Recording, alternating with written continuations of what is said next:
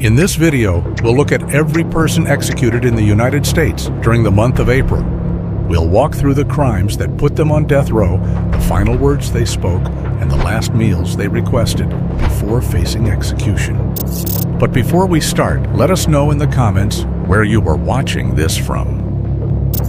On April 8, 2025, Mikall A. Tanzi was executed by lethal injection at Florida State Prison after spending more than 25 years on death row. But what exactly did he do to end up on death row? It was April 25, 2000, a warm Tuesday afternoon in Miami. Janet Acosta, a 49-year-old administrative assistant, had parked her maroon van at the peaceful Japanese gardens during her lunch break. She wasn't looking for trouble, just a quiet place to relax and read her book before heading back to work. But someone was watching her. Mikall Tanzi, who was 27 at the time, was stranded in Miami, broke and desperate. He needed a ride back to Key West, and he needed money. And he was willing to do whatever it took to get both. As Janet sat in her van with the window rolled down, Mikall walked up and asked her for a cigarette. It seemed like a harmless request, but he had no intention of walking away. The moment she turned to respond, he struck. A hard punch to the face stunned her, and before she could scream or fight back, he forced his way inside the van. Clutching a razor blade in one hand and Janet's wrist in the other, Mikall took control of the vehicle. He sped away from the parking lot, gripping her tightly to stop her from opening the door or jumping out. What started as an ordinary lunch break had now turned into a terrifying ride with a stranger who had nothing to lose. By the time they reached Homestead, things had taken a darker turn. Mikall's plan had changed, and now Janet Acosta was no longer just a hostage. At a gas station, he grabbed some rope from the van and tied her up. He shoved a towel into her mouth to silence her cries, then leaned in close and whispered a chilling threat. "If you kick or make a sound, I'll cut you from ear to ear." With her restrained and terrified, he emptied her wallet, $53 in cash, just enough to buy a pack of cigarettes and a soda. But now he had decided that money wasn't enough. In the parking lot, Mikall forced Janet to perform oral sex, holding the razor blade to her throat.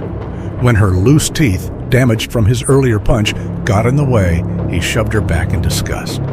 But he still wasn't done. He kept driving south with Janet bound and gagged in the back of the van. By 5:15 p.m., they reached Tavernier, deep in the Florida Keys. Mikall needed more money.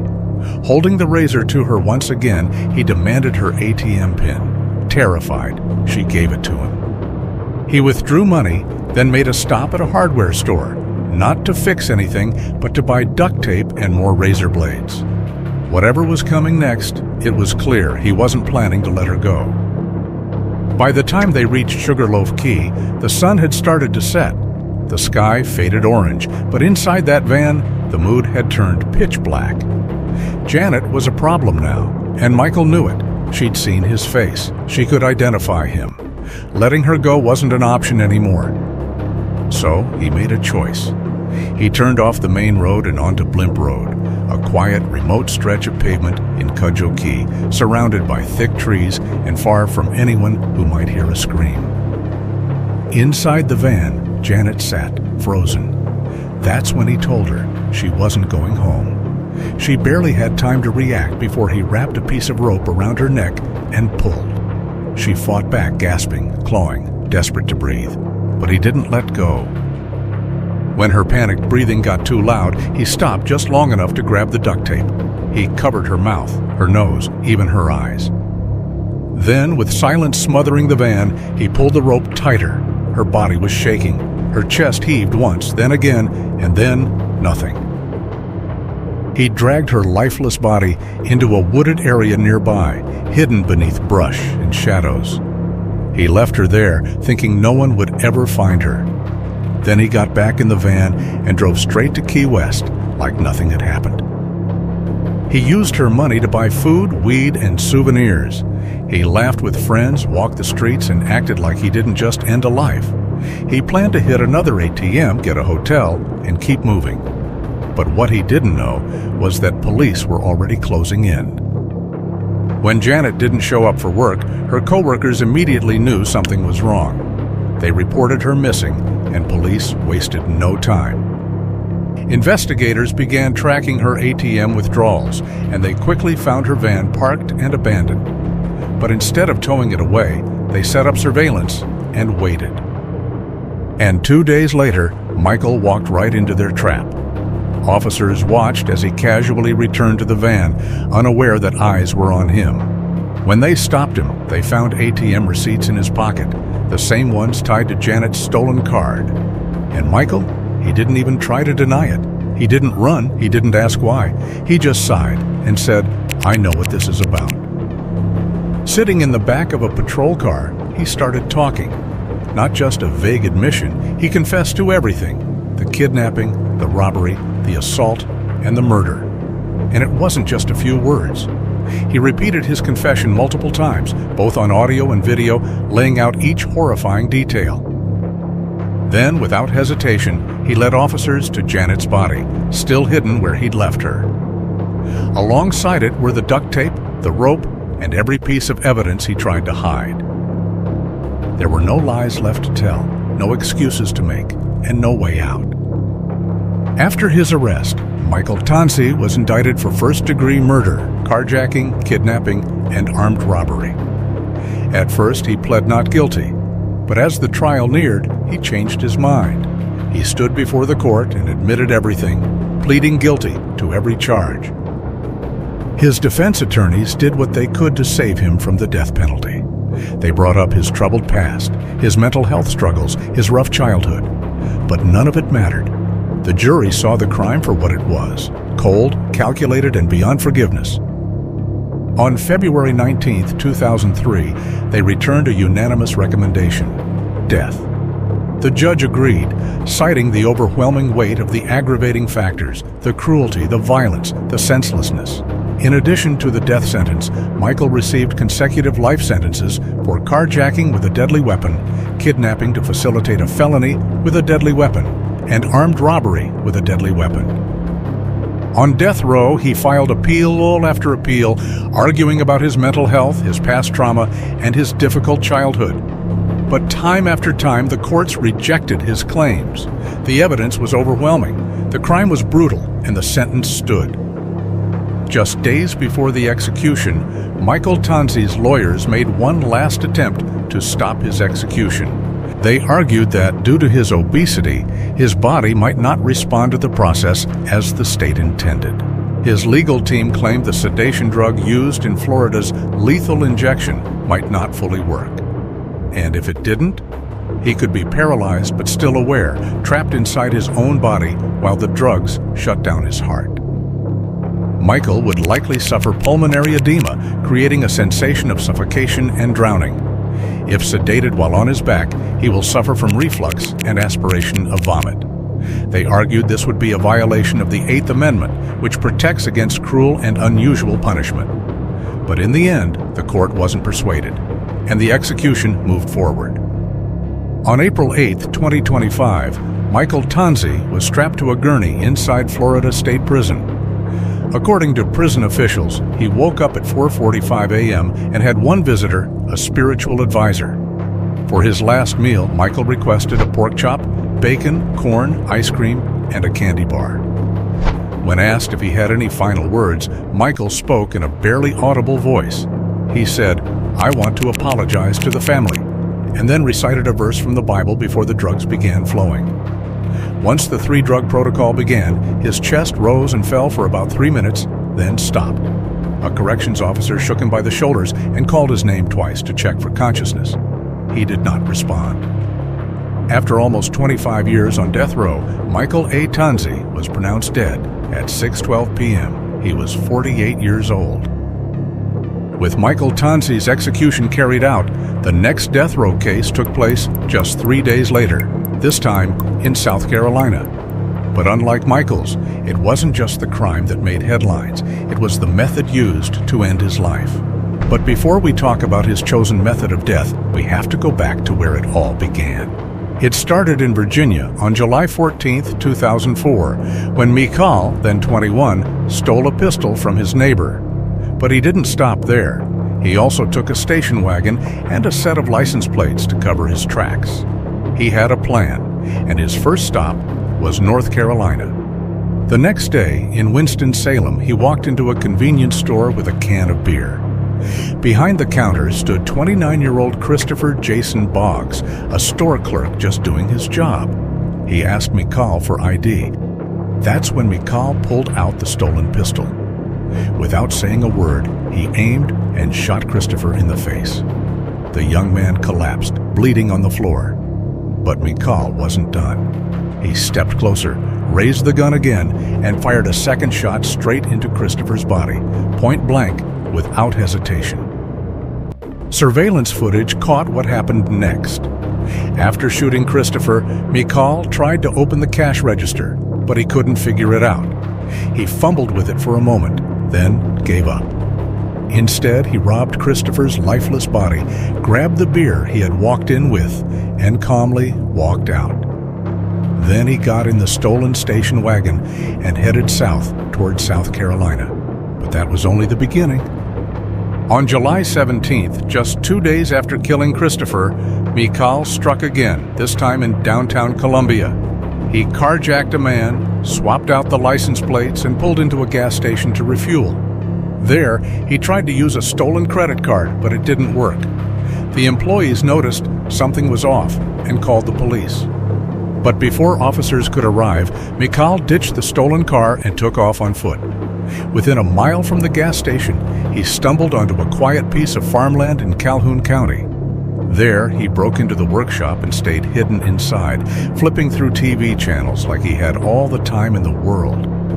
He browsed through the tools and inspected a stash of guns, completely unaware of whose property he was on. It belonged to James Edward Myers, a 56-year-old police captain. That day, James had been with his wife and 5 children, celebrating birthdays, surrounded by cake, laughter, and love, never imagining the horror that was waiting back home. When James returned home, Mikall ambushed him. He grabbed a .22 caliber rifle from the workshop and opened fire. 9 bullets. 3 hit James in the head. 1 tore through his heart. There was no chance to fight back. No time to call for help. Then Mikall poured diesel fuel over his body and set it on fire. He stole the man's police-issued truck, his shotgun, and his service rifle and drove off like nothing happened. Hours later, James's wife, Amy, who also was a law enforcement officer, went looking for her husband.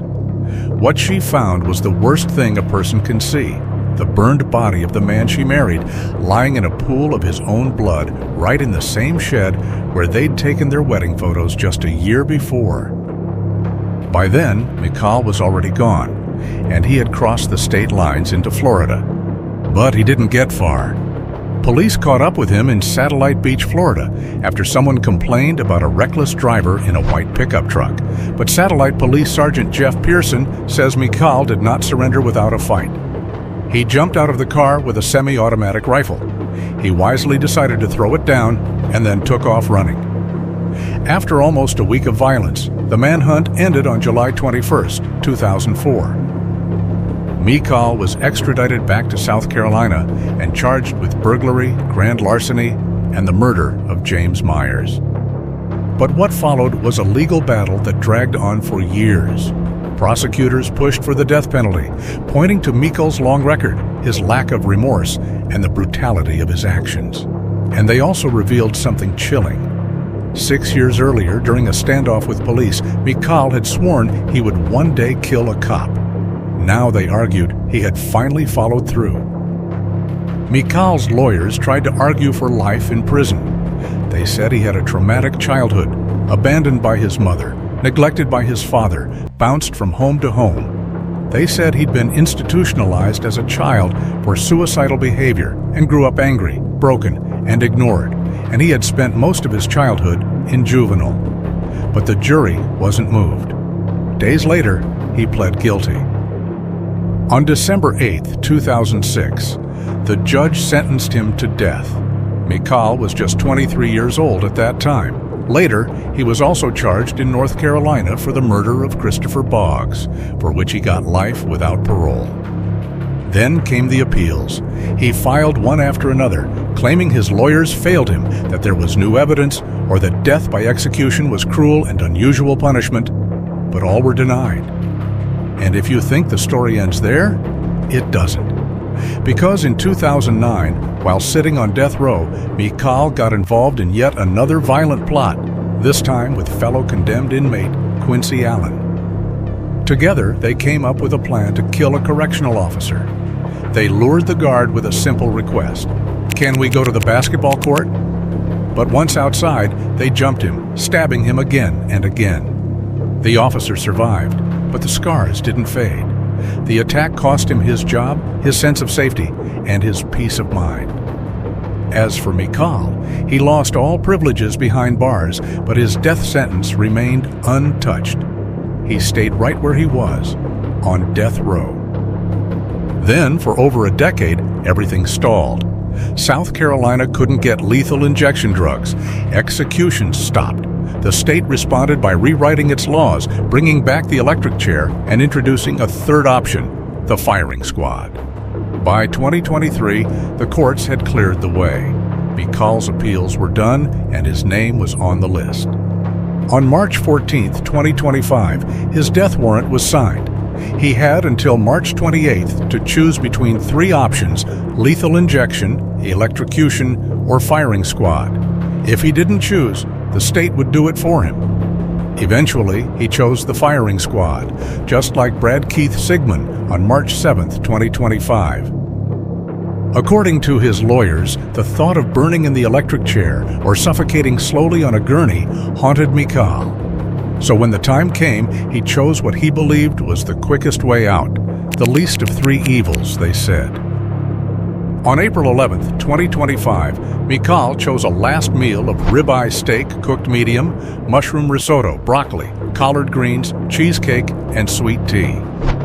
Then Mikall was placed in a chair, a target pinned to his chest, and a black cap covering his head at 6:01 p.m. During a firing squad execution, the inmate is strapped into a metal chair in a room that also contains the state's electric chair, which remains in place. A hood is placed over the inmate's head, and a target is marked over their heart.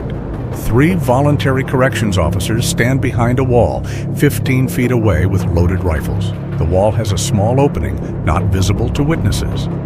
After the warden reads the execution order, the officers fire. Witnesses, including family members, media, and attorneys, can see the inmate's right side profile through bullet-resistant glass. Mikall gave no final statement, didn't speak, and never looked at the witnesses, including his own lawyer, who were seated just feet away. The state's firing squad protocol called for 3 prison staff to fire simultaneously, aiming at a bullseye target on Madi's chest. What followed was described by those in the room as both shocking and deeply disturbing. Madi let out a sharp yell that cut through the silence. One witness said it felt like a deep heave, as if his chest expanded hard, then collapsed. His arms flexed, and he groaned twice, about 45 seconds after the bullets hit.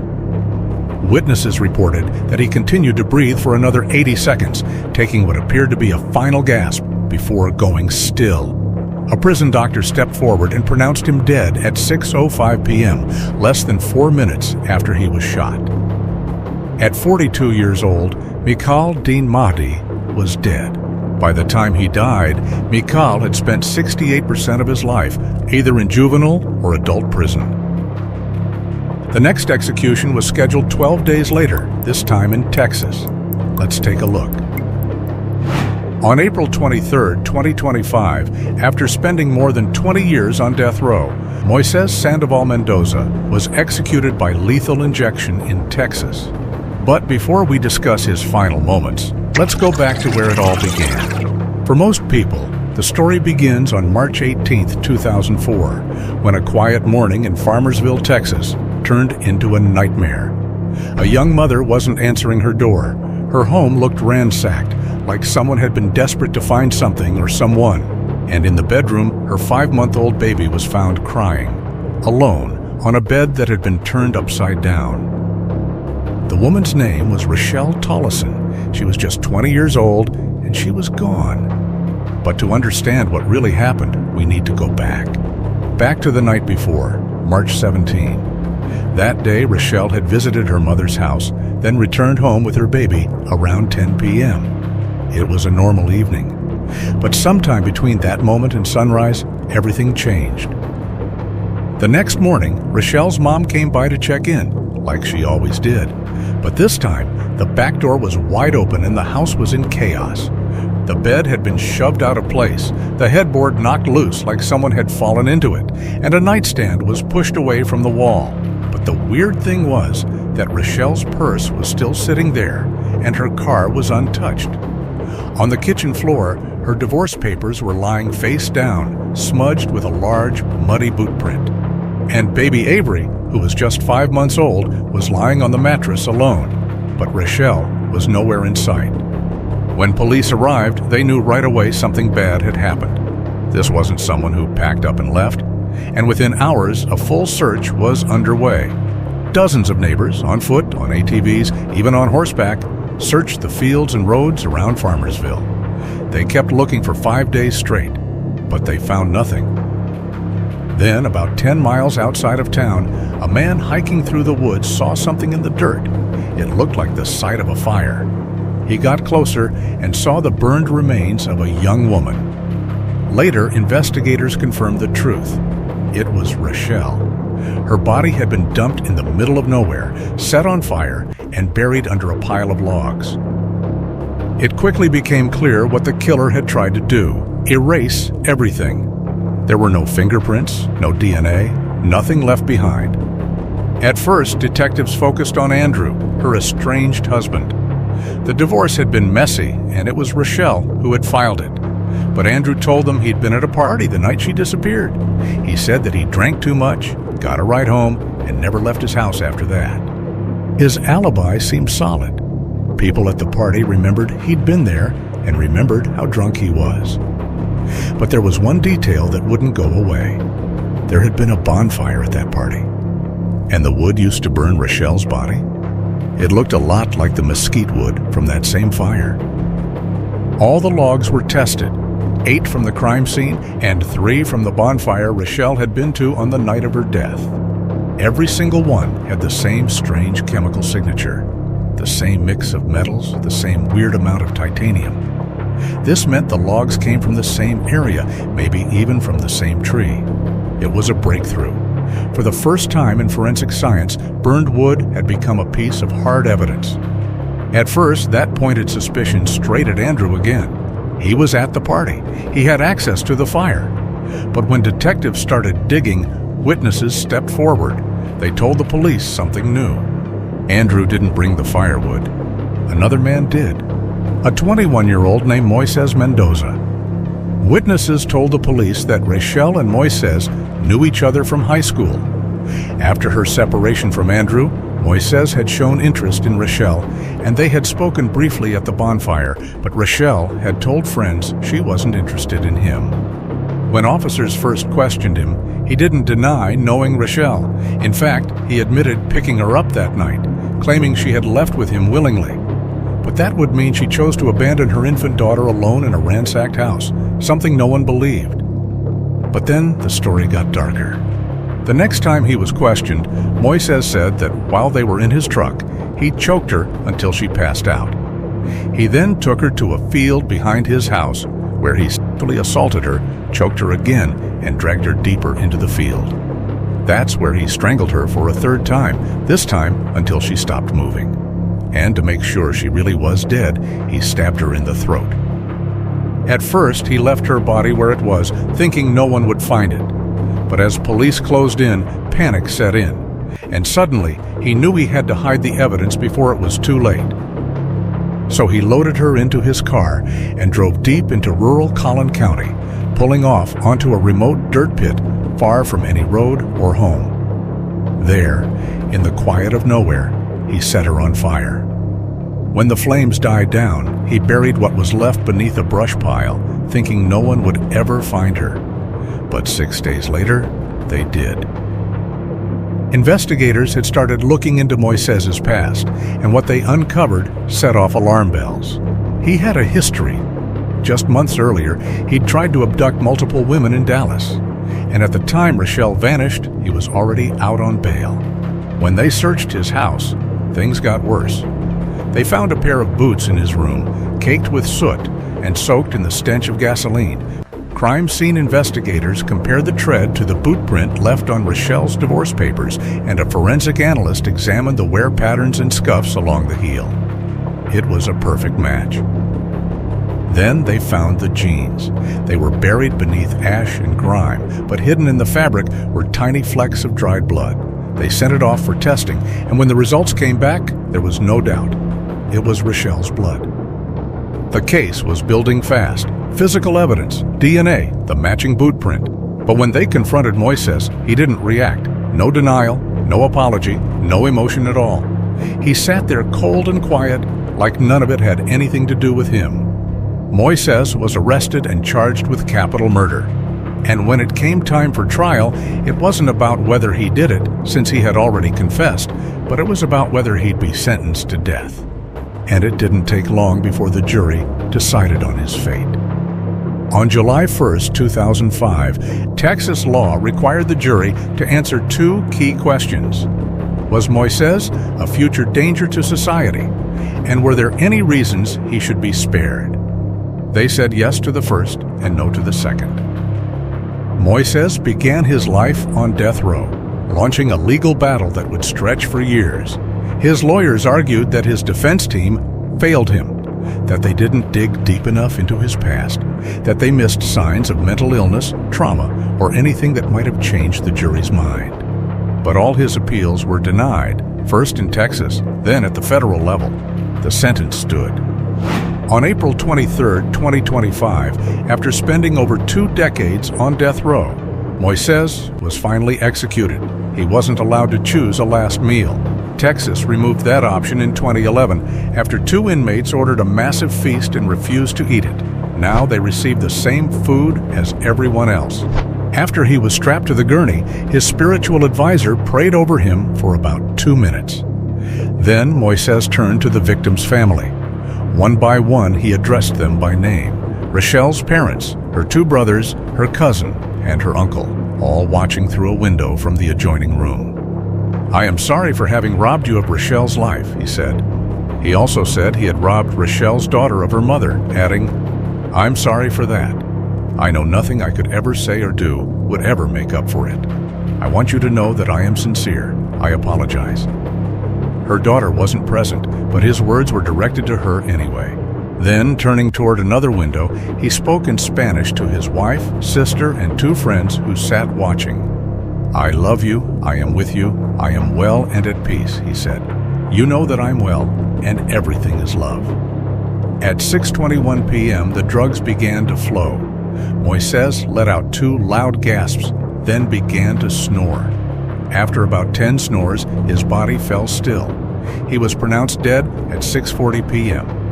At 41 years old, Moises Sandival Mendoza was dead.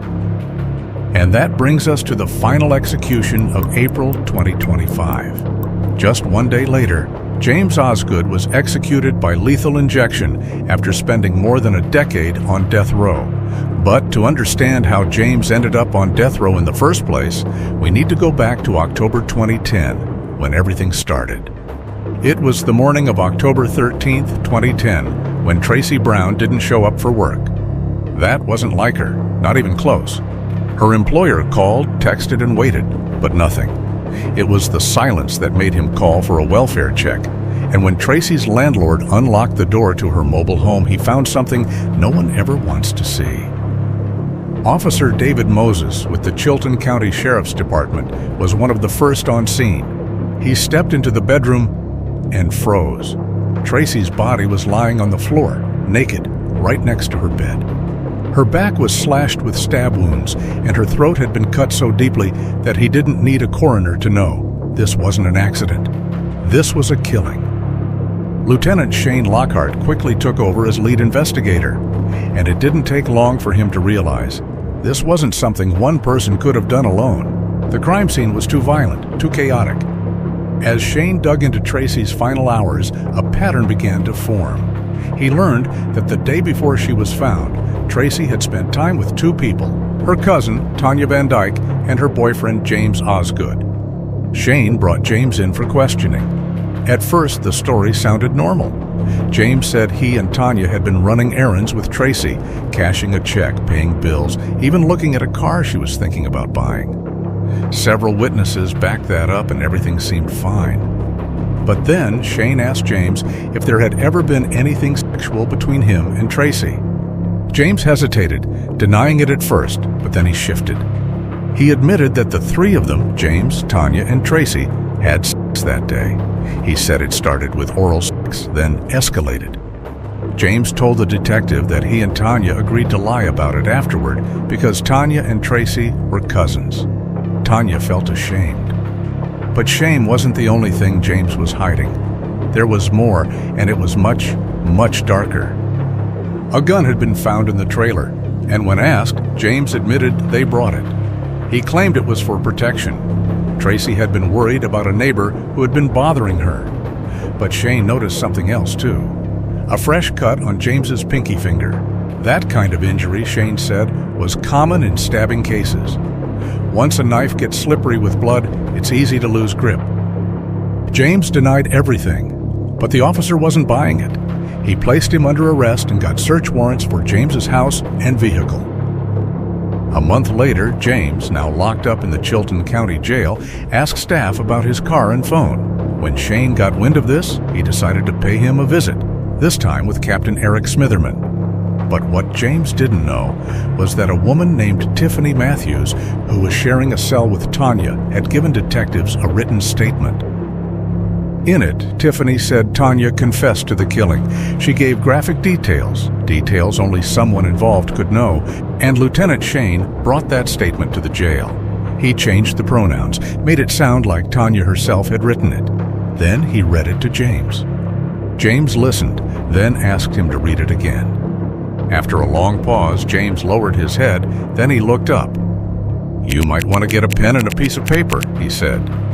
And then came the confession.